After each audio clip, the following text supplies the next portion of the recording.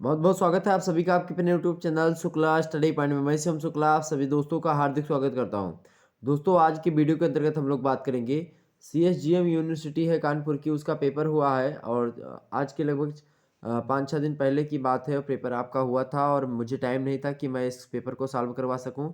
तो जिस भी यूनिवर्सिटी का पेपर आपके जो चाहे आप जिस भी यूनिवर्सिटी से हैं, अगर आपकी परीक्षा ऑब्जेक्टिव होनी है चाहे लिखित होनी है, दोनों के लिए लेक्चर इंपॉर्टेंट होगा। हालाँकि ये पेपर जो हुआ था कानपुर विश्वविद्यालय का, ये ऑब्जेक्टिव फॉर्म में हुआ है। किस फॉर्म में हुआ? ऑब्जेक्टिव फॉर्म में हुआ है। इसमें 100 क्वेश्चंस पूछे गए हैं और आपको बता दूँगा अभी पूरा का पूरा पैटर्न। लेकिन उससे पहले सबसे ख़ास बात ये है कि मेरा नंबर है व्हाट्सएप का 91 61 93 60 62।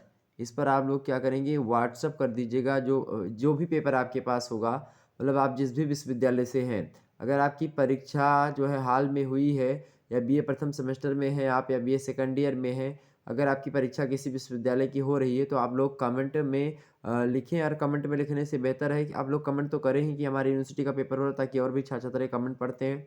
और आप इस जो है नंबर पर आप क्या करेंगे, हमको पेपर जो है व्हाट्सअप कर दीजिएगा, क्लियर फ़ोटो में आप भेजिएगा, ताकि जो है उस पर वीडियो बनाया जा सके और अच्छे तरीके से आपको उसके जो है बारे में बताया जाए कि आखिरकार आपके पेपर जो प्रश्न पूछे गए थे कैसे-कैसे पूछे गए थे, ताकि जो है और भी जो छात्र हैं उनको हेल्प हो सके। ओके? तो आप लोग थोड़ा-सा इतना ही हेल्प अवश्य करेंगे कि जो भी पेपर आपके पास है उसको दे दीजिएगा, सेंड कर दीजिएगा। हालाँकि मेरे पास जो है पॉलिटिकल साइंस का आया है और एक सोशियोलॉजी का पेपर आया है। सोशियोलॉजी का अभी मैं देखूँगा बाद में, लेकिन अभी पॉलिटिकल साइंस का आया मेरे पास, तो हमने सोचा कि इसका मॉडल पेपर हमने देखा, तो सारे के सारे प्रश्न आपके मॉडल पेपर से ही फँस गए थे। एक भी प्रश्न कहीं अलग से नहीं आया है और जिन छात्राओं ने चाहे मेरी एक ही वीडियो पड़ी हुई 3 घंटे की पॉलिटिकल साइंस वाली, अगर उसको देखा होगा तो निश्चित तौर पर सारे के सारे प्रश्न करके आए होंगे। अगर आप लोगों ने मेरा मॉडल पेपर भी देख लिया है, जो हमने ऑब्जेक्टिव का बताया 2-3 मॉडल पेपर हैं, अगर किसी को भी देख लिया तो आप आसानी से लगभग 60% नंबर ला सकते थे केवल एक वीडियो को देखने के बाद में, कोई एक वीडियो अगर आप लोग देखे होते तो। ठीक, हालाँकि मान लेते हैं अगर आपने सभी देखी तो आपको एग्ज़ाम्स में टॉप करने से कोई नहीं रोक सकता। ये बात आपको मैं बता दूँ। चलिए अब देखते हैं मेरे प्यारे दोस्तों कि किस प्रकार से जो है आपके एग्ज़ाम से प्रश्न पूछा गया था। बीए फर्स्ट सेमेस्टर एग्ज़ामिनेशन है 2021-22 का। पॉलिटिकल साइंस का पेपर हुआ है। पेपर फर्स्ट यहाँ पर लिखा हुआ है Indian national movement and constitution of India. ये पेपर है, आप मतलब यूनिवर्सिटी है कानपुर विश्वविद्यालय, उसका पेपर हो रहा है। और आप देखेंगे यहाँ पर क्वेश्चन जो बुकलेट सीरीज़ है उसकी बात की जाए तो यहाँ पर सी है। आपको टाइम कितना दिया गया था भाई? 1.5 घंटे का। इससे आपको कोई मतलब नहीं है। टाइम आपको 1.5 घंटे का दिया गया था। तो जब भी आपके जो है एडमिट कार्ड में या फिर आपके जो है किसी भी विश्वविद्यालय से अगर आप हैं, अगर उसकी परीक्षा 1.5 घंटे की होगी तो ऑब्जेक्टिव होगी। अगर आपकी परीक्षा 3 घंटे की लिखी है तो आपकी परीक्षा लिखित होगी। डॉक्टर राम मनोहर लोहिया के लिए लिखित परीक्षा होनी है, लेकिन उनके लिए भी ये लेक्चर इंपॉर्टेंट होगा। ओके? बाकी जो पूर्वांचल विश्वविद्यालय है उसके लिए, और भी डॉक्टर जो आगरा विश्वविद्यालय है, या इसी प्रकार से और तमाम सारे विश्वविद्यालय जहाँ की परीक्षा आपकी ऑब्जेक्टिव होनी है, उनके लिए एक प्रकार से बहुत ही महत्वपूर्ण लेक्चर है ये। मैक्सिमम मार्क्स आपके कितने हैं? 100 नंबर के जो है पेपर होना है ये। मतलब 100 नंबर आपको मिलेंगे मैक्सिमम मार्क पे। इंपॉर्टेंट गाइडलाइन अंग्रेजी में दी हुई है यहाँ पर, और परीक्षार्थियों के लिए हिंदी में यहाँ पर निर्देश दिए गए। पेपर आपको दोनों भाषाओं में आपको अर्थात पेपर का जो वो होगा तो दोभाषीय होगा, दोनों आकार का पेपर आपको मिलेगा। पहली बात ये है कि प्रश्न पुस्तिका तब तक ना खोलें जब तक आपसे कहा ना जाए, ये बात ध्यान रखेंगे। दूसरी बात, अंग्रेजी वालों भी देखते रहिएगा ध्यान। अगली अगली बात है कि प्रश्न पुस्तिका में 100 प्रश्न है। परीक्षार्थी को किन्हीं 75 प्रश्नों को केवल दी हुई ओएमआर आंसर शीट पर ही हल करना है, प्रश्न पुस्तिका पर नहीं। ओके? यदि मतलब कि छात्रा द्वारा 75 से अधिक प्रश्नों को हल किया जाता है तो क्या होगा भाई? तो प्रारंभिक जो हल किए हुए 75 उत्तरों की मतलब जो होगा उसी का मूल्यांकन किया जाएगा। सभी प्रश्नों के अंक आपके समान दिए गए हैं, ये बात आप ध्यान रखेंगे। कहने का मतलब है, अगर मान लेते हैं 75 ही प्रश्न करने हैं और आपने 100 का 100 कर दिया, तो बहुत सारे हमारे बच्चे मतलब कि 100 का 100 1 ज़ीरो कर दें, 2 ज़ीरो। तो बहुत सारे बच्चे परेशान हैं कि सर जी 100 का 100 हमने कर दिया तो इससे कोई हानि तो नहीं होगी, नुकसान तो नहीं है? तो आप बिल्कुल टेंशन ना लो, अगर इसके लिए आपको नुकसान होगा तो मैं आप लोगों के लिए ज़िम्मेदार हूँ। आपको कोई नुकसान नहीं होगा अगर आपने 100 कर दिया। लेकिन ख़ास करके मेरी सलाह यही रहेगी मेरे प्यारे दोस्तों, कि आप लोग 100 क्वेश्चन पूरे के पूरे ना करें। ऐसे 75 प्रश्नों को छाँटें जो कि आपको पता हो। और हालाँकि आपको बता दूँ, अगर हम आपने मॉडल पेपर मेरा देखा है, अगर आपने नहीं देखा तो विनम्र निवेदन आपसे यही कि देख लीजिएगा, आपका पूरा का पूरा क्या बन जाएगा मेरे प्यारे दोस्तों, लाइव बन जाएगी और आपको टॉप करने से कोई नहीं रोक सकता। आप बहुत अच्छे अंक प्राप्त करोगे, चूँकि यही होता है। अगर आपकी परीक्षा ऑब्जेक्टिव हो रही है तो आपको टॉप करने के चांसेस ज़्यादा रहते हैं, लिखित होती तो उसमें कम थोड़े से रहते हैं। ये बात आप ध्यान रखें। तो 75 क्वेश्चन आपको करने थे केवल, और आप देखिए 100 में से 75 प्रश्न करने हैं, 25 आप जो कठिन है उसको आप छांट लीजिए पहले, और जो आपको पता हो उसको कर लीजिएगा। अब इसको हल कैसे करना है, आंसर की मतलब एक प्रकार से पेपर ऑब्जेक्टिव टाइप की कैसे हल करें, इसको लेकर के एक वीडियो बना दूंगा अगर आप लोगों की रिक्वायरमेंट हो तो। ओके ओके, चलिए अगला देखते हैं भाई। तीसरा नंबर यहाँ पर पॉइंट है कि प्रश्नों के उत्तर अंकित करने से पूर्व प्रश्न पुस्तिका तथा ओएमआर आंसर शीट को सावधानीपूर्वक देख लें। दोषपूर्ण प्रश्न पुस्तिका जिसमें कुछ भाग छपने से छूट गए हों, या प्रश्न एक से अधिक बार छप गए हों, या उससे किसी अन्य प्रकार की कमी हो, उसे तुरंत बदल लें, ये बात ध्यान रखेंगे। और एक बात तो मैं आपको बताना ही भूल गया कि जो 75 शुरुआत के आपको मतलब मान लेते हैं आपने 100 कर दिया तो होगा क्या कि जो शुरुआत के आपने 75 प्रश्न करे हैं, चाहे गलत करे हैं चाहे सही करे हैं, उसी का जो है अंक आपका मूल्यांकन कर लिया जाएगा, और 25 आपके जो लास्ट वाले आपने करे हैं वो छोड़ दिया जाएगा। ठीक, चाहे आपके 25 सही हो, चाहे इसमें से आप 20 अगर गलत करें तो यही आपका गलत माना जाएगा। 25 आप सही करें उससे कोई मतलब नहीं है। ओके, तो ये बात ध्यान रखेंगे, यही जो है एक प्रकार से घाटा होता है स्टूडेंट का। तो आप लोग 100 मत करिएगा, 75 ही करिएगा, ये बात ध्यान रखेंगे। 75 ही करिएगा, अगर जो जितना कहा जाए 75 कहा जाए 75 करो, 80 कहा जाए 80 करो, मतलब जितना वो कहे पेपर में उतना ही करना है। अपने आप से कुछ बड़ी अम्मा नहीं बनना हम लोगों को कि हाँ नहीं हम बहुत ज़्यादा जानकार हैं, हमको 100 के 100 करना है, ऐसा नहीं करना है। तो इससे आप बचिएगा, ठीक है, इससे आप बचिएगा, नहीं तो आप खुद ही जो है परेशान में हो जाएंगे। कोई वो जो है उस आपके ऊपर कोई प्रेशर नहीं डालेंगे, लेकिन आपको खुद ही नंबर कम मिलेगा। ठीक, वो आपके काटेंगे नहीं, लेकिन आपको सोचिए कि जो आपके 75 बाद में आपने मतलब 25 आपने बाद में किए, उसमें से बहुत सारे लगभग 10-12 प्रश्न तो आप सही कर ही लोगे, तो वो 10-12 आपके जो है छीण हो गए कि नहीं हो गए, वो आपको नहीं मिलेंगे ना उसके नंबर। ये देखेंगे। पहला प्रश्न आपके समक्ष है भाई कि व्हिच ऑफ द फॉलोइंग जो है डिस्क्राइब्स द इंडियन कॉन्स्टिट्यूशन, अर्थात भारतीय संविधान निम्न में से कैसा है। बार बार हमने चिल्ला चिल्ला करके बताया था कि भारतीय संविधान लचीला भी है और कठोर भी है, अर्थात दोनों लचीला और कठोर दोनों है। ऑप्शन नंबर इसका सी करेक्ट है। और जिस बच्चे का पेपर है उसने सही करा है, दोनों लगाया है, तो उसको एक नंबर मिल गए यहाँ पर। और जिन हमारे छात्रों ने जो है सी लगाया होगा, दोनों लचीला और कठोर, उनको एक नंबर मिल गया होगा, मतलब कि 1 से 1.5 नंबर यहाँ पर मिल गया होगा। ओके, प्रश्न पत्र के अंक जो है मतलब कि प्रत्येक प्रश्न का जो अंक है वो समान है।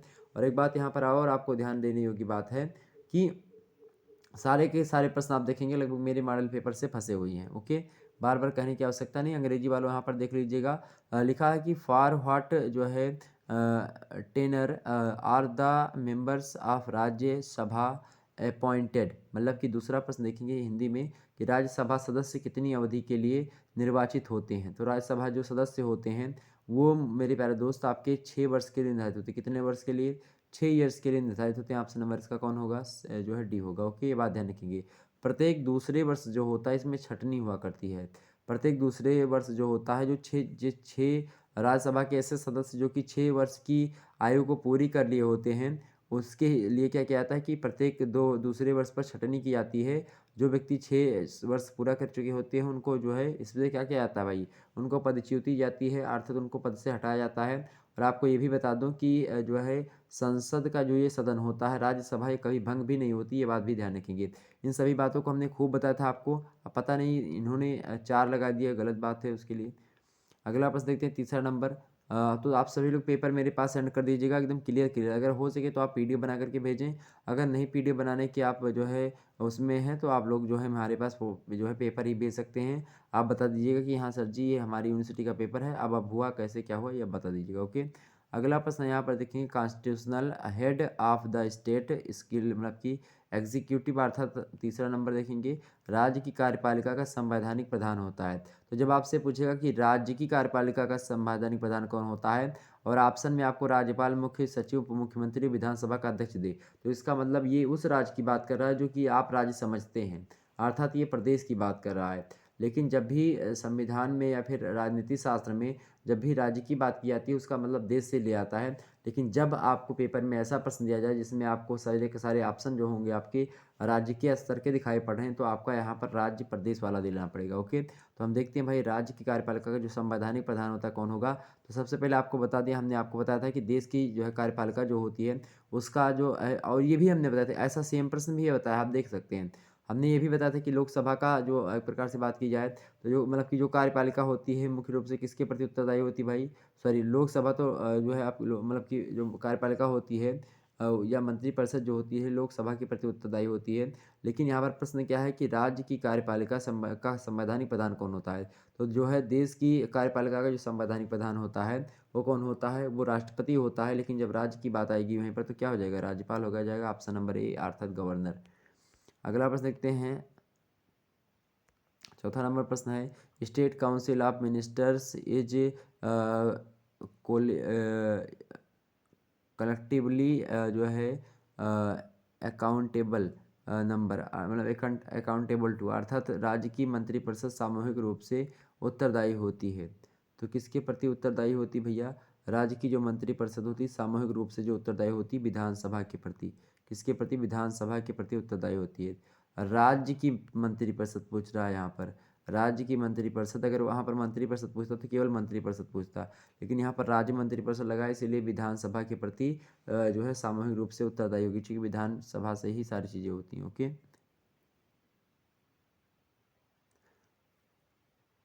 आगे देखते हैं। 5वां नंबर प्रश्न पूछा गया था कि हु अपॉइंटेड द गवर्नर अर्थात राज्यपाल की नियुक्ति कौन करता है? सभी को पता है, हमने खूब बताया होगा आपको, और ये बात तो किसी की गलत नहीं होगी। तो ऑप्शन नंबर इसका सी करेक्ट है। जिन्होंने सी लगाया उनको नंबर मिल गया। अगला प्रश्न देखते हैं भाई। आज थोड़ी सी मेरी तबीयत डाउन है इसलिए आवाज़ में थोड़ा सा जो है फंसावपन होगा, तो उसके लिए माफ़ी चाहेंगे। अगला प्रश्न आपके समक्ष है कि who was the governor general when Cripps mission came to India अर्थात जो क्रिप्स मिशन जो है वो भारत के आगमन के समय जो भारत का गवर्नर जनरल था वो कौन था? जब क्रिप्स मिशन भारत आया तो उस समय जो गवर्नर जनरल था कौन था भाई? तो उस समय लॉर्ड जो है लिनली थगो था। कौन था? लॉर्ड लिनली थगो। ऑप्शन सी में दिया है वही करेक्ट होगा। अगला प्रश्न आपके समझ के 7वां नंबर प्रश्न देखेंगे। लिखा है कि हु डिटेल्ड द पर्सन मतलब कि proposal of quit India movement अर्थात भारत छोड़ो आंदोलन का प्रस्ताव किया, मतलब प्रस्ताव किसने किया था? तो भारत छोड़ो आंदोलन का जो प्रस्ताव था किसने किया था भाई? किसने किया था? पंडित जवाहरलाल नेहरू ने प्रस्ताव जो है तैयार किया था। ऑप्शन नंबर इसका सी करेक्ट है। अगला प्रश्न देखते हैं अंग्रेजी में। 8वां नंबर प्रश्न है। अंग्रेजी में मुझे थोड़ा सा कम आती है तो आप लोग पढ़ेंगे तो उस पर मजा मत लीजिएगा कि हाँ सर जी आप अंग्रेजी नहीं पढ़ पाते। बहुत सारे लोग कहते हैं कि आपको अंग्रेजी पढ़ना नहीं आती है तो क्यों जो है पढ़ते हो। तो भैया बहुत सारे हमारे छात्र छात्र हैं वो भी हैं जो कि अंग्रेजी माध्यम के हैं, तो उनको भी हमको बताना पड़ता है, तो इसीलिए मैं अंग्रेजी पढ़ता हूँ। ठीक है, तो आपका उत्तर मिल गया होगा, जाहिर सी बात है। चलिए, बहुत सारे हमारे स्टूडेंट जो है हमसे प्यार करने वाले कहते हैं कि सर जी कुछ लोग ऐसे कमेंट करते हैं, जैसे कि 4-5 कमेंट हमने देखा कि कुछ थोड़े से निगेटिव कमेंट थे। और जाहिर सी बात है निगेटिव और पॉजिटिव दोनों तरीके से कमेंट आते हैं। आप कोई भी क्रिया करेंगे, चाहे आप घर में रह के करें चाहे अलग रह के करें, तो उसमें जो है रिएक्शन आपके आएंगे। ओके, बात ध्यान रखेंगे। एक बार की बात है, एक गधा जो है 2 लोग लेकर जा रहे थे, पिता और पुत्र थे। तो कभी गधा पर जो दोनों लोग बैठे जा रहे थे कहा कि लोगों ने कहा कि ये तो बड़ा निर्दयी है, दोनों लोग गधे पर बैठे जा रहे हैं। फिर क्या किया, उतर गए, नीचे उतर गए। उसके बाद में उन्होंने क्या किया, पिता को बैठा दिया और बच्चा जो पैदल जा रहा था। तो जो है उसने कहा कि ये देखो कितना निर्दयी बाप है, अपने बच्चे को नीचे कर रहा है। फिर उसने बच्चे को बैठा दिया। अब बच्चा फिर कुछ दूर चला तो कहा भाई लड़का देखो कितना निर्दयी है कि अपने पिताजी को वैसे छोड़ दिया है, अपना बैठ गया है। उसके बाद में क्या हुआ, फिर उसने कहा कि अच्छा ठीक है, आगे चला। तो फिर दोनों लोग पैदल जा रहे थे गधी को लेकर के। तो कहा बताओ गधा इनके पास सर पैदल जा रहे, नहायत वैसे आदमी हैं। अब उसके बाद में आगे चले थोड़ा सा, और क्या हुआ, तो मतलब ये जब ये हुआ कि पैदल चल रहे हैं, उसके बाद में उन्होंने क्या किया कि गधे को क्या कर लिया, उल्टा टांग लिया, और जो रस्सी बांधी उनके पैरों में उल्टा लाठी को लेकर के टांग लिया, दोनों लोग टांग करके निकल गए। तो अब अगर आप लोगों के कहने के हिसाब से चलेंगे तो आपको गधे, आपके पास गधा है या गाड़ी है तो आप उसको चलाएंगे नहीं, आप उसको सर पर रख कर घूमेंगे। तो बस आपको करना क्या है भाई, आप अपने कर्म पर ध्यान दीजिएगा। प्रतिक्रिया आपकी आएंगी, प्रतिक्रिया पर ध्यान दीजिएगा, लेकिन कुछ ऐसी प्रतिक्रियाएं होती हैं जिनको आपको इग्नोर करना पड़ता है। ओके, आगे समझते हैं। Who was known as the Indian जो है ग्लैडस्टोन अर्थात भारत का ग्लैडस्टोन किसे कहा था? ये अर्थशास्त्री हैं फेमस ग्लैडस्टोन। मतलब आर्थिक तंत्र बहुत ज़्यादा इन्होंने किया है। तो हमारे यहाँ पर जो रहे हैं उनकी बात की जाए तो वो गोपाल कृष्ण गोखले जी को कहा जाता है। ऑप्शन नंबर इसका ये करेक्ट है।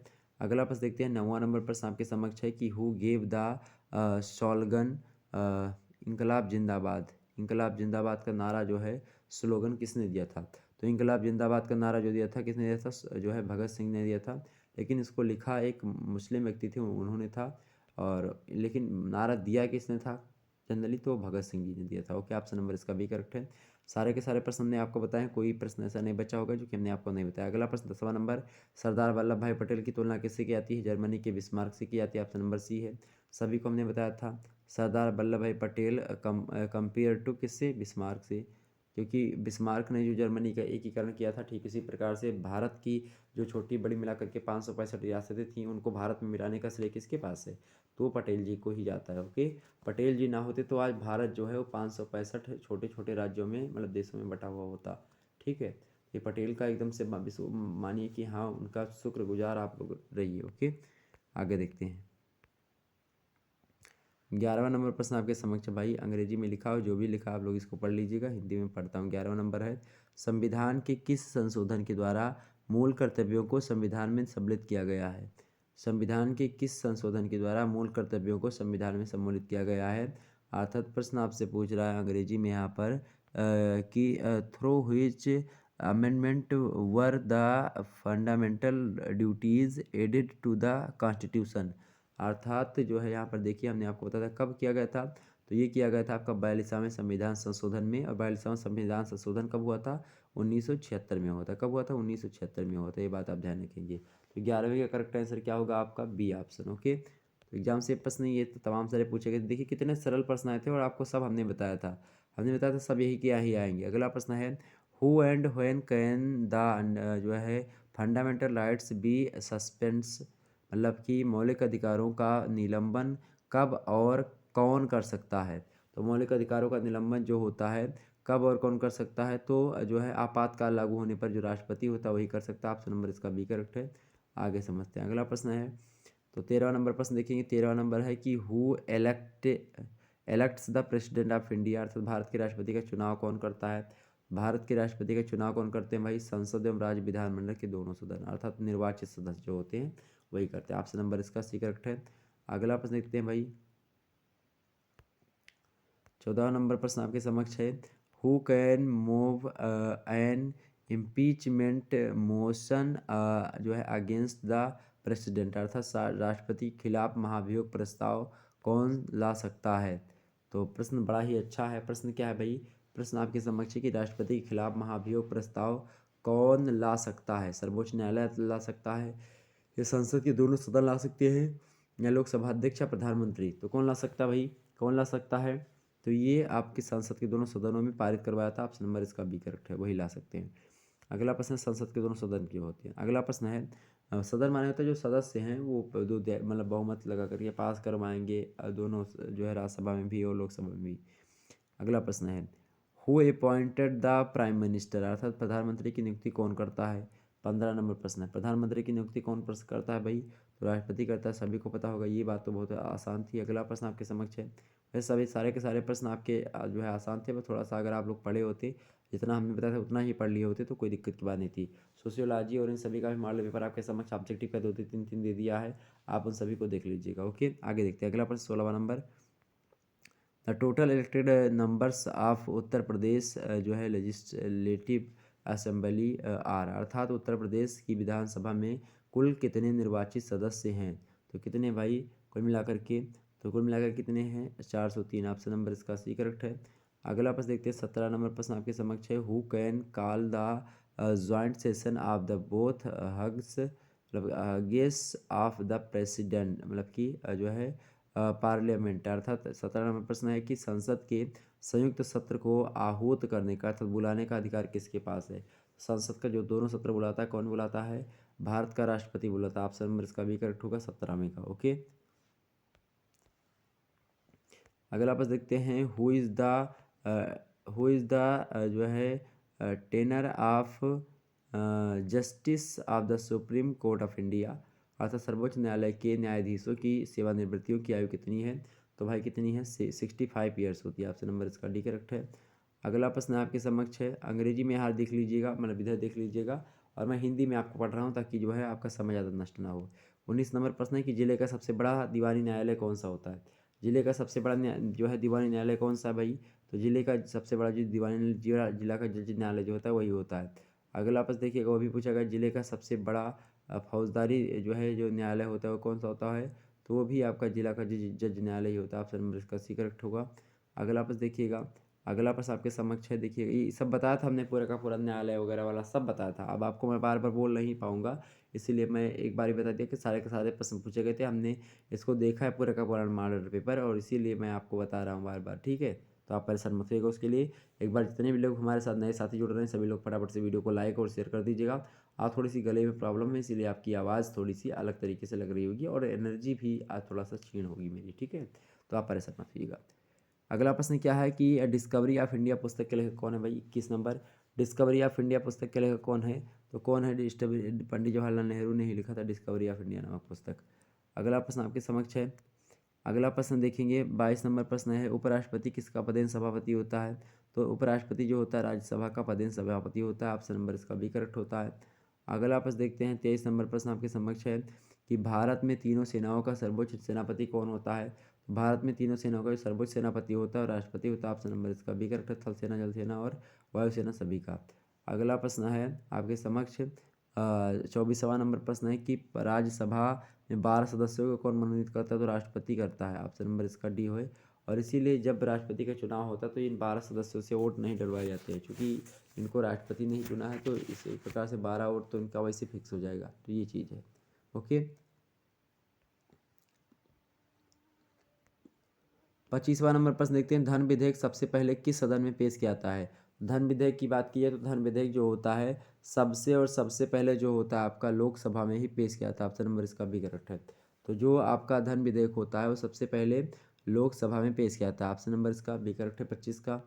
आगे बढ़ते 26 नंबर प्रश्न आपके समक्ष आ चुका है। हाँ, 26 नंबर प्रश्न, अमेरिका में गदर पार्टी की स्थापना किसके द्वारा की गई? अमेरिका में गदर पार्टी की स्थापना किसके द्वारा की गई थी भाई? 26 का करेक्ट आंसर क्या होगा? बिल्कुल लाला हरदयाल, सही लगाया है इन्होंने। और ये अंग्रेजी में सब देख लीजिए करिए, okay. The founder of Ghadar party in America was, okay, Lala Hardayal, okay.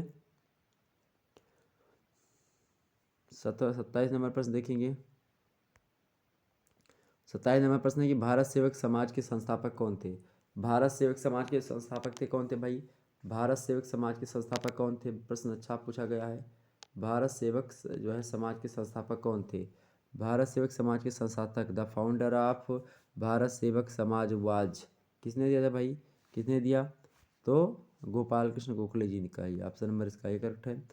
अगला प्रश्न देखिएगा, 28 नंबर प्रश्न है, संविधान सभा के प्रारूप अर्थात ड्राफ्ट कमेटी के जो है सदस्य मतलब अध्यक्ष कौन थे? संविधान सभा की प्रारूप अर्थात जो है ड्राफ्ट समिति के अध्यक्ष कौन थे? बी आर अम्बेडकर ही थे। ऑप्शन नंबर इसका ए करेक्ट है। अगला प्रश्न देखते हैं, 29 नंबर प्रश्न है आपका, देखिएगा यहाँ पर अंग्रेजी वालों देख लीजिएगा। व्हेन वाज इंडियन कॉन्स्टिट्यूशन जो है इन्फोर्स्ड, अर्थात भारतीय संविधान कब लागू हुआ भाई? 29 का करेक्ट आंसर क्या होगा आपका? ऑप्शन नंबर डी में दिया, जो 26 जनवरी 1950। आप सभी को पता होगा, बहुत सरल है। तो भारतीय संविधान कब लागू हुआ पूछ रहा है, कब बनकर तैयार होता है तो पूछ, आप बता सकते दूसरा कोई डेट होगी, 26 नवंबर हो गए 1949, ओके। अगला प्रश्न आपका 23वां नंबर प्रश्न है कि संविधान सभा के अस्थायी अध्यक्ष कौन थे? तो जो है 9 दिसंबर की बैठक हुई थी, उस दिन इनको जो है अस्थायी अध्यक्ष के रूप में चुना गया था, क्योंकि ये सबसे बुजुर्ग थे, ओके। तो सच्चिदानंद सिन्हा जी को, ऑप्शन नंबर इसका सी करेक्ट होगा। ये सभी प्रश्नों को लगातार हमने बताया है, कोई दिक्कत की बात नहीं, हर मॉडल पेपर में आप देख सकते हैं। अगला प्रश्न 31 नंबर, उत्तर प्रदेश में परिवार न्यायालय कब लागू किया गया? उत्तर प्रदेश में परिवार न्यायालय कब लागू किया गया भाई? उत्तर प्रदेश में जो परिवार न्यायालय लागू किया गया था 2 अक्टूबर 1986 को लागू किया गया। ऑप्शन नंबर इसका ये करेक्ट है। अगला प्रश्न देखिएगा, अगला प्रश्न है 32 नंबर, भारतीय संविधान की प्रमुख बैठक को हुई, भारतीय संविधान की प्रमुख बैठक हुई कब हुई थी भाई? तो भारतीय संविधान की जो प्रथम बैठक हुई थी वो आपकी हुई थी 1946 में, 9 दिसंबर 1946 को हुई थी। और उसके अध्यक्ष कौन थे भाई? सच्चिदानंद सिन्हा जी थे। उसके बाद में जो है 2 दिन के बाद में 11 तारीख को दूसरी बैठक होती है, और उसमें जो है अस्थायी अध्यक्ष के पद को हटा करके अस्थायी अध्यक्ष के रूप में डॉक्टर राजेंद्र प्रसाद को चुन लिया जाता है, ये बात ध्यान रखेंगे। 33 नंबर प्रश्न आपके समक्ष है, संविधान के किस अनुच्छेद में जिला न्यायालयों का प्रावधान है? तो किस में है भाई? किस में है आपका? किस में है? 233 में है कि? ऑप्शन नंबर इसका सी करेक्ट है, ओके। अगला बस देखिएगा, आप सभी लोग मिलाते हुए चलिएगा सभी लोग।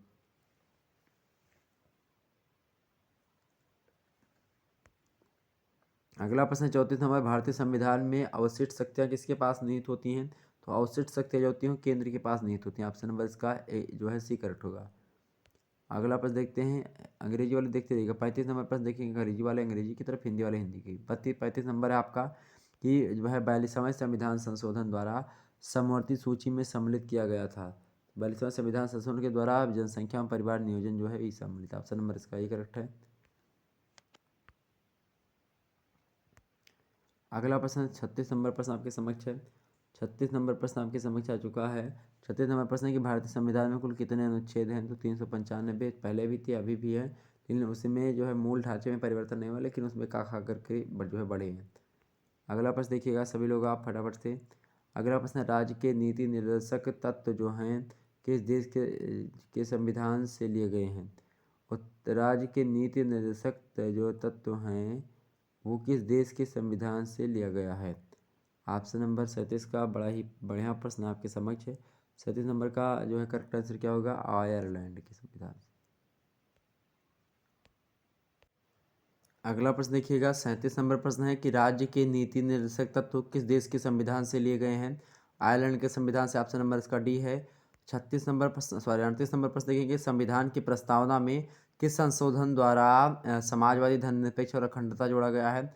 42वां संविधान संशोधन 1976 में ही। अगला प्रश्न है 39 नंबर है कि प्रारंभ में संविधान में कितने मौलिक अधिकारों की व्यवस्था की गई थी? तो 7 की गई थी, लेकिन अब कितने हैं वर्तमान में? तो 6 ही हैं मौलिक अधिकार। जो संपत्ति का अधिकार था उसको हटा दिया गया है। अगला प्रश्न है आपके समक्ष है 40 नंबर, निम्न में से कौन सा मौलिक अधिकार नहीं है? समानता का अधिकार बिल्कुल है, और स्वतंत्रता का अधिकार है, शोषण के विरुद्ध अधिकार है, यही संपत्ति का अधिकार जो है एक कानूनी अधिकार है, ये मौलिक अधिकार की श्रेणी से हटा दिया गया है। अगला प्रश्न है 41 नंबर प्रश्न है कि how many subject are three in state list? अर्थात राज्य सूची में कितने जो है विषय हैं? राज्य सूची में कितने विषय हैं भाई? 41 नंबर प्रश्न पूछा जा रहा है आपसे कि राज्य सूची में कितने विषय हैं। तो राज्य सूची में कितने विषय हैं भाई? लगभग बात की जाए तो 59 विषय जो हैं। पहले इसमें 66 विषय थे, लेकिन उनमें से कुछ घटोत्तरी हुई है, तो यहाँ पर जो है आपको 59 तो मिल नहीं रहा। तो 59 के आसपास कौन सा है आपका? 66 प्रतीत होता था। ऑप्शन नंबर इसका बी करेक्ट होगा। ये एक प्रकार से बात की जाए तो पूरक प्रश्न है, और ये इसलिए पूछा गया था कि कोई बच्चा 100 में 100 नंबर ना ला सके।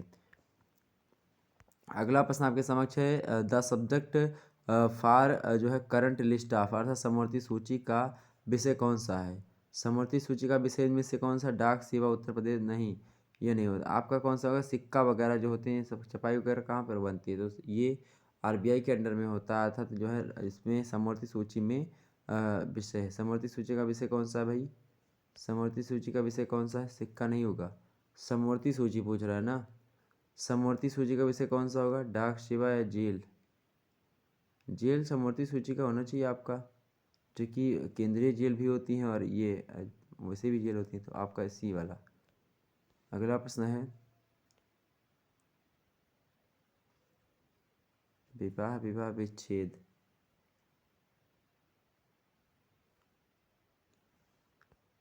इसमें यार थोड़ा सा कन्फर्म, या तो ये हो सकता है तो फिर आपका ये हो सकता, दोनों में से एक हो सकते हैं। ओके, बाकी और कोई प्रश्न में डाउट आपका नहीं है। 43 नंबर प्रश्न है, मुख्य निर्वाचन आयुक्त की नियुक्ति कौन करता है?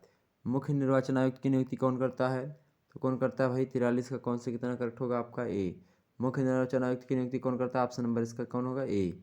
अगला प्रश्न देखिएगा 44 नंबर प्रश्न है, अंग्रेजी वाले देखिएगा, यहाँ इधर लिखा हुआ है, हिंदी वाले इधर देखिएगा। 44 नंबर प्रश्न है कि संविधान के किस अनुच्छेद के अंतर्गत निर्वाचन आयोग का प्रावधान है? संविधान के किस अनुच्छेद के अंतर्गत निर्वाचन आयोग के गठन का प्रावधान है? तो किसके तहत है भाई? किसके तहत है? 324, अनुच्छेद 324 के तहत। ऑप्शन नंबर इसका बी करेक्ट है। अगला प्रश्न देखिए लीजिएगा 45 नंबर प्रश्न है, इन which year was the Rowlatt act जो है पास्ड, अर्थात रॉलेट एक्ट जो है वो कब पारित हुआ, मतलब कब पास हुआ? तो मतलब पास हुआ पूछ रहा है ना। तो 45 प्रश्न नंबर प्रश्न है, क्या पूछ रहा है कि रॉलेट एक्ट जो है वो कब पास में आया? तो 1919 में आया था। ऑप्शन नंबर इसका बी करेक्ट है। बहुत ही सरल प्रश्न थे, लगातार परीक्षा में पूछे जा रहे थे प्रश्न, और हमने अपने मॉडल पेपर में लगातार इसको बताया है। अगला प्रश्न है, राज्य का नीति निषेध तत्व वह मतलब एक ऐसा चक है जिसका भुगतान बैंक की शाखा मतलब बैंक की इच्छा पर निर्भर करता है, यह कथन किसका? तो केटी शाह का। ऑप्शन नंबर इसका ये करेक्ट है। अगला प्रश्न देखते हैं 47 नंबर, नेहरू रिपोर्ट किस वर्ष लाई गई थी? ये एक प्रकार से बात की जाए तो कानपुर विश्वविद्यालय का पेपर है, जो कि मैं आपको सॉल्व करवा रहा हूँ। पॉलिटिकल साइंस का पेपर है और आपको बता दूँ, अगर जिसकी परीक्षा भी ऑब्जेक्टिव होनी है उनके लिए तो बहुत ज़्यादा महत्वपूर्ण लेक्चर होने वाला है, क्योंकि ऐसे ही प्रश्न आपके परीक्षा में भी आएंगे। ओके, अगला प्रश्न 47 नंबर प्रश्न, नेहरू रिपोर्ट किस वर्ष लाई गई? नेहरू रिपोर्ट किस वर्ष लाई गई? 47 नंबर प्रश्न का करेक्ट आंसर क्या होगा भाई? नेहरू रिपोर्ट जो लाई गई थी आपकी जो है फरवरी का महीना था 1928 में। ऑप्शन नंबर इसका सी करेक्ट है। अगला प्रश्न है आपके समक्ष 48 नंबर प्रश्न है, देखिएगा, मोतीलाल नेहरू द्वारा इलाहाबाद में निर्मित भवन का क्या नाम है? तो उसका क्या नाम है भाई? आनंद भवन नाम है। ऑप्शन नंबर इसका डी करेक्ट होगा। अगला प्रश्न देखते हैं। अगला प्रश्न आपके समक्ष है 49 नंबर प्रश्न है कि हमारे संविधान में नागरिकों को किस प्रकार की नागरिकता प्रदान की गई है? तो हमारे संविधान में एकल नागरिकता है प्रदान की गई। अमेरिका में कैसी? दोहरी है। ऑप्शन नंबर इसका कौन होगा? बी करेक्ट होगा। अगला प्रश्न है 50 नंबर प्रश्न है कि भारतीय संविधान में नागरिकों को कुल कितने मौलिक कर्तव्य प्राप्त हैं? तो जो है कितने भाई? 10 मौलिक कर्तव्य हैं। ऑप्शन नंबर इसका सी करेक्ट है। अगला प्रश्न देखिएगा सभी लोग फटाफट से, 51 नंबर प्रश्न आपके समक्ष आ चुका है। लॉर्ड कर्जन के द्वारा किए गए बंगाल विभाजन को किस वर्ष निरस्त किया गया? लॉर्ड कर्जन के द्वारा किए गए जो बंगाल विभाजन था उसको जो किया गया था नष्ट, तो निरस्त कब किया गया भाई? निरस्त कब किया गया था? ये किया गया था निरस्त आपका जो है 1911 ईस्वी में। ऑप्शन नंबर इसका भी करेक्ट है। अगला प्रश्न है आपके समक्ष 52 नंबर प्रश्न देखेंगे आप सभी लोग। 52 नंबर प्रश्न है कि भारतीय राष्ट्रीय कांग्रेस का प्रथम जो है विभाजन कब हुआ? भारतीय राष्ट्रीय कांग्रेस का प्रथम विभाजन कब हुआ भाई? तो कब हुआ था भारतीय राष्ट्रीय कांग्रेस का प्रथम विभाजन? तो जो है 1907 में हुआ था। ऑप्शन नंबर इसका भी करेक्ट है। अगला प्रश्न है आपके समझ मतलब महाराष्ट्र में गणपति महोत्सव किसके द्वारा प्रारंभ किया गया? तो करेक्ट आंसर इसका क्या होगा? ए ऑप्शन, बाल गंगाधर तिलक। जिसका भी पेपर है उसने अच्छे जो है मार्क्स उसके आएंगे और अच्छा उसने किया है। अगला प्रश्न है 54 नंबर प्रश्न है कि इंडिया जो है विंस फ्रीडम के लेखक कौन है? इंडिया विंस फ्रीडम के लेखक कौन है भाई? तो ये मौलाना अबुल कलाम आज़ाद हैं। ऑप्शन नंबर इसका सी करेक्ट है। अगला प्रश्न देखते हैं 55 नंबर प्रश्न है आपके समक्ष कि कांग्रेस ने किस अधिवेशन में पूर्ण स्वराज की घोषणा की है? तो कांग्रेस ने किस अधिवेशन में पूर्ण स्वराज की स्थापना की घोषणा की है भाई? कौन सा था वो? आपका लाहौर अधिवेशन ही था। ऑप्शन नंबर इसका डी करेक्ट है। अगला प्रश्न आपके समक्ष है जो 58 नंबर प्रश्न है कि भारतीय राष्ट्रीय कांग्रेस के प्रथम अध्यक्ष कौन थे? तो भारतीय राष्ट्रीय कांग्रेस के प्रथम अध्यक्ष कौन थे? व्योमेश चंद्र बनर्जी थे। ऑप्शन नंबर इसका ये करेक्ट है। ओके, अगला प्रश्न आपके समक्ष है काकोरी षड्यंत्र कब हुआ? 57 नंबर प्रश्न है काकोरी षड्यंत्र कब हुआ था भाई? कब हुआ था? 9 अगस्त 1950 ईस्वी को, मतलब 25 की हुआ था। ऑप्शन नंबर इसका भी करेक्ट है। अगला प्रश्न देखिएगा। अगला प्रश्न आपके समक्ष 58 नंबर प्रश्न है जलियांवाला बाग हत्याकांड कत्लेआम में गोली चलाने का आदेश किसने दिया था? कि जनरल डायर ने दिया था। ऑप्शन नंबर इसका भी करेक्ट है। ऊधम सिंह ने इसको जाकर के वहाँ पर मारा था, लेकिन कहा जाता है कि वो नहीं मिला था, वो पहले से लोग से ग्रसित हो गया था, मरने मरने वाला था। तो उसके जो है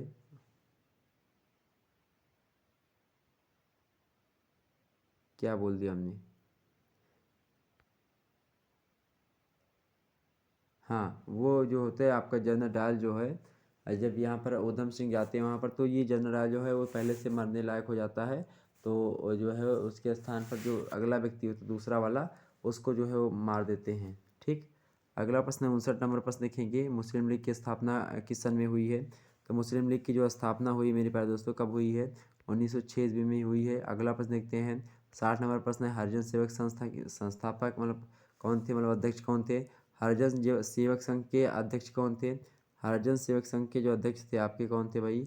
कौन थे? तो वो थे आपके महात्मा गांधी जी। ऑप्शन नंबर इसका सी करेक्ट है। अगला प्रश्न देखिएगा 61 नंबर है, अंग्रेजी वाला हिंदी देखिए वाले देखिए, हिंदी वाले देखेंगे। 61 नंबर प्रश्न है पूना पैक्ट किससे संबंधित है? पूना पैक्ट तो खूब पढ़ाया हमने खूब जोर के। तो 61 नंबर प्रश्न आपका करेक्ट आंसर क्या होगा? पूना पैक्ट किससे संबंधित है? ये दलित वर्ग से संबंधित है, दलित वर्ग के लिए। और किसके किसके बीच में हुआ था? महात्मा गांधी के बीच में और भीमराव अम्बेडकर के बीच में एक समझौता हुआ था, वो है पूना पैक्ट। चूँकि पूना में हुआ था, पुणे की जेल में, इसीलिए इसको पूना पैक्ट के नाम से जाना जाता है। अगला प्रश्न है 62 नंबर कि भारत में महात्मा गांधी का प्रथम सत्याग्रह कौन सा था? तो चंपारण ही था। ऑप्शन नंबर इसका सी करेक्ट है। अगला प्रश्न देखते हैं चौरी चौरा घटना कब हुई थी? 63 नंबर। चौरी चौरा घटना कब घटित हुई थी भाई? तो वो घटित हुई थी आपकी 4 फरवरी 1922 ईस्वी को घटित हुई थी। अगला प्रश्न देखते हैं आपसे 64 नंबर, बारदोली सत्याग्रह 1928 के नेता कौन थे? बारदोली सत्याग्रह 1928 के नेता कौन थे भाई? बारदोली सत्याग्रह 1928 के नेता कौन थे? A option, Sardar Patel. बारदोली सत्याग्रह के नेता कौन थे? सरदार वल्लभ भाई पटेल। अगला प्रश्न देखेंगे अगला प्रश्न जो है आपका 65 नंबर प्रश्न आपके समक्ष है कि जो है असहयोग आंदोलन किस वर्ष प्रारंभ किया गया। असहयोग आंदोलन किस वर्ष प्रारंभ किया गया था आपका। असहयोग आंदोलन कब प्रारंभ किया गया भाई, तो वो किया गया था आपका 1920 ईस्वी में। ओके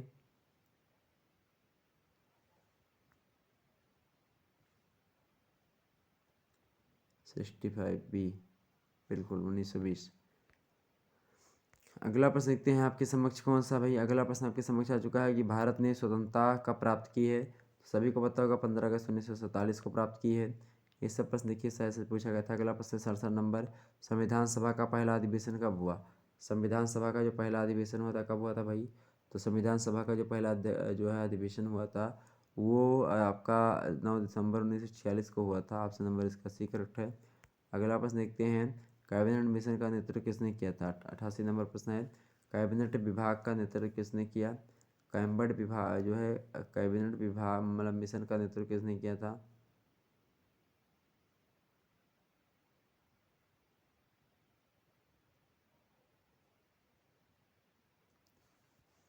ओके तो कैबिनेट मिशन का जो नेतृत्व किया था किसने किया था। 68 नंबर प्रश्न का क्या होगा, तो sir Pethick Lawrence. Option number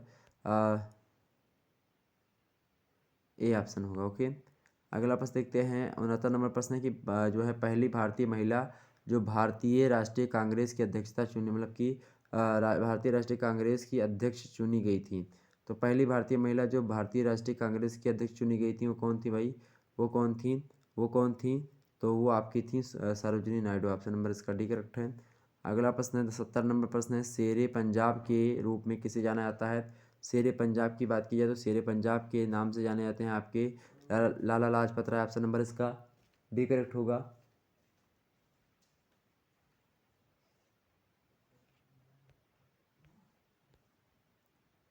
अगला प्रश्न आपके समक्ष है 71 नंबर प्रश्न है, भारतीय राष्ट्रीय कांग्रेस की स्थापना किसने करी थी। भारतीय राष्ट्रीय कांग्रेस की स्थापना किसने करी थी। 71 का करेक्ट आंसर क्या होगा, तो इसका करेक्ट होगा ए ओ ह्यूम। ऑप्शन नंबर इसका ए करेक्ट होगा। भारतीय राष्ट्रीय कांग्रेस के अध्यक्ष जो स्थापना करी थी वो ए ओ ह्यूम ने करी थी 1885 में। लेकिन बात की जाए तो उसके अध्यक्ष कौन थे, तो प्रथम अध्यक्ष थे आपके व्योमेश चंद्र बनर्जी। ये बात ध्यान रखेंगे।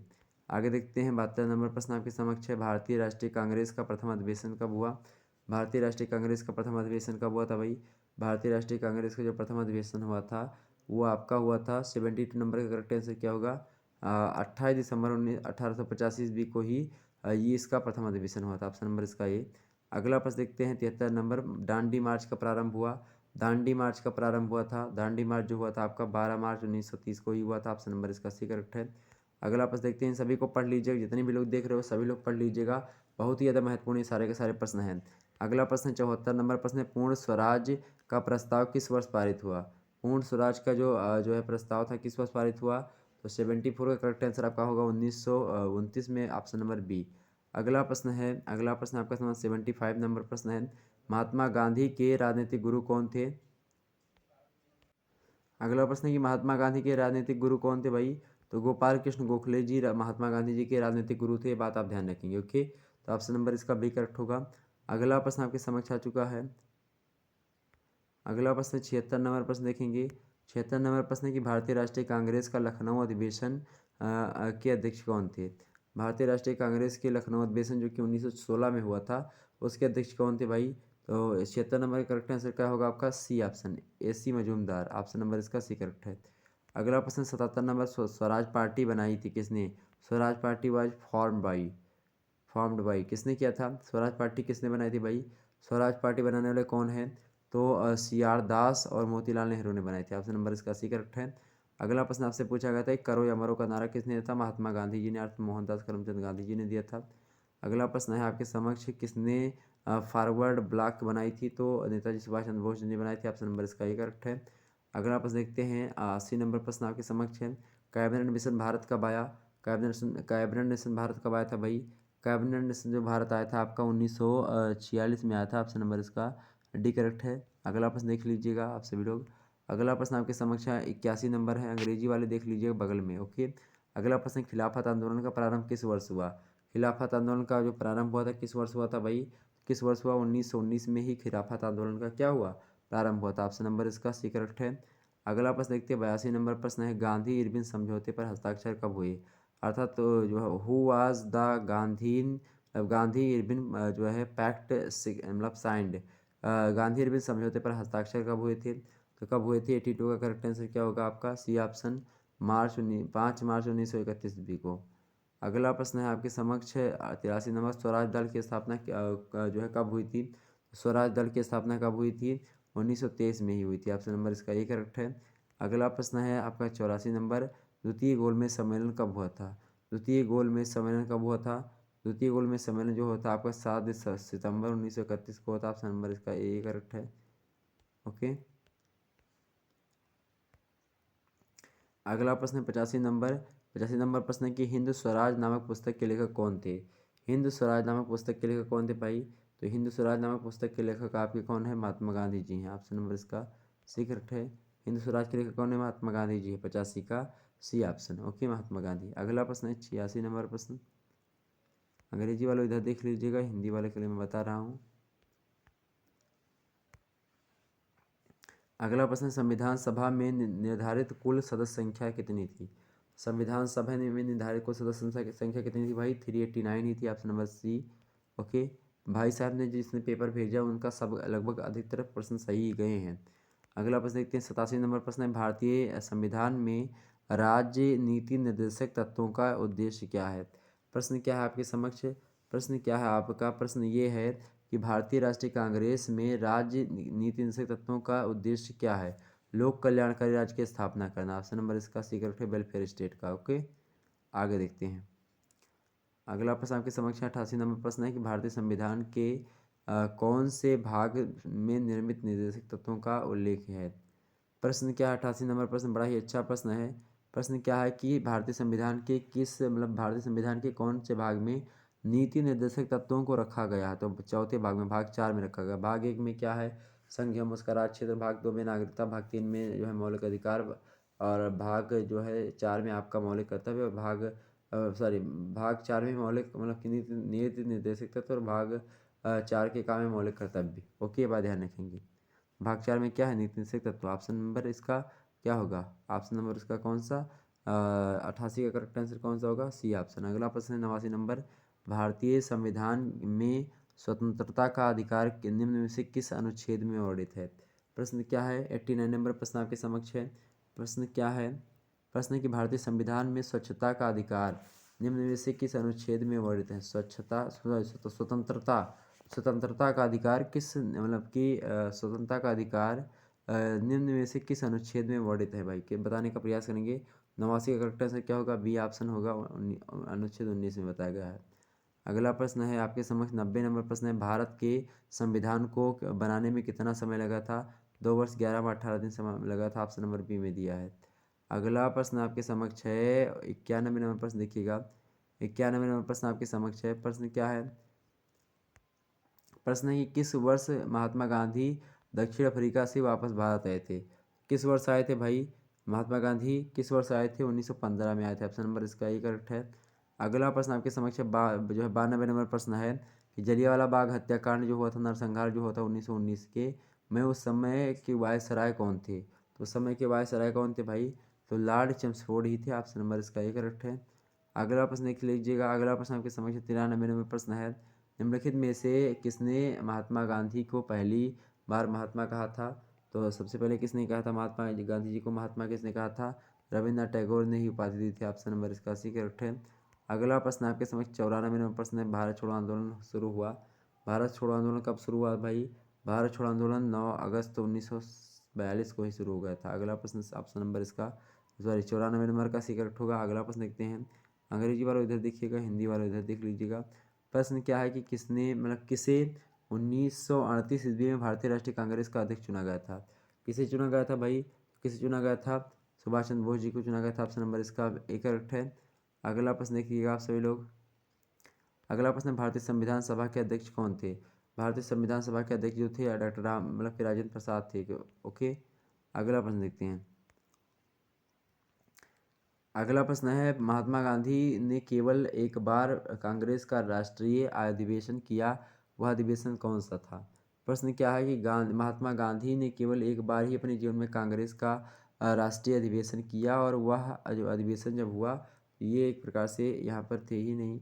तो महात्मा गांधी ने केवल एक बार कांग्रेस का, प्रश्न क्या है कि महात्मा गांधी ने केवल एक बार कांग्रेस का राष्ट्रीय अधिवेशन किया, वह अधिवेशन कौन सा था, किस अधिवेशन में किया भाई? 97 का करेक्ट आंसर आपका क्या होगा? बी ऑप्शन, बेलगाम अधिवेशन 1924 में।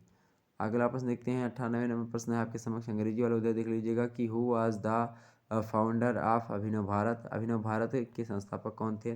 98 नंबर का करेक्ट आंसर क्या होगा? अभिनव भारत के संस्थापक कौन है? V D Savarkar. Option number इसका बी करेक्ट होगा। ओके, बी डी सावरकर, 98 का बी ऑप्शन। ओके, अगला प्रश्न देखते हैं, 99 नंबर प्रश्न है, निम्नलिखित में से कौन सीमांत गांधी के नाम से जाना जाता है? कौन सीमांत गांधी के नाम से जाने जाते हैं? तो मौलाना अबुल कलाम आज़ाद जो है सीमांत गांधी के नाम से जाने जाते हैं।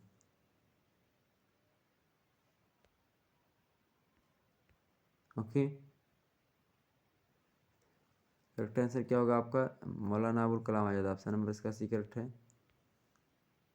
और लास्ट प्रश्न आज का कौन सा है? स्वराज मेरा जन्मसिद्ध अधिकार है और वह मैं मतलब कि मैं उसे लेकर के रहूँगा, यह कथन किसका है? तो स्वराज मेरा जन्मसिद्ध अधिकार है और मैं इसको लेकर के रहूँगा, यह कथन किसका भाई? यह कथन किसका है? बाल गंगाधर तिलक जी का। किसका है? बाल गंगाधर तिलक का है कि तो जो है स्वराज मेरा जन्मसिद्ध अधिकार है, ऑप्शन नंबर इसका सी करेक्ट है। ओके, ये बात क्लियर होगी आपकी। अब जल्द ही मैं सोशियोलॉजी का मॉडल पेपर आपके समक्ष लाऊंगा, B A first semester examination 2021 by sociology, basic concept of sociology. इसके बारे में आपको बताने का प्रयास करेंगे। यहाँ ये इनसे कैसे कैसे प्रश्न क्या क्या है ये सब बताने का आपको प्रयास करेंगे। कितने प्रश्न आए थे तो आपको पता चल गया, 100 प्रश्न आए थे, उनमें से 75 करने थे। ये बात क्लियर हो गई। किसी से कोई दिक्कत, कोई मुद्दा अगर फंस रहा तो बताइए, क्रैश कोर्स लॉन्च कर दिया जाए, आप लोग आसानी से पढ़ें। ओके, चलिए फिर मिलते हैं नेक्स्ट वीडियो में, तब तक के लिए जय हिंद जय भारत। आप सभी का बहुत बहुत धन्यवाद हमारे से जुड़ने के लिए। इसी प्रकार से अपना प्यार दुलार हमेशा से बनाए रखिएगा। बहुत बहुत धन्यवाद, बहुत बहुत धन्यवाद आप सभी का। एक बार वीडियो को लाइक और शेयर कर दीजिएगा। बहुत बहुत धन्यवाद।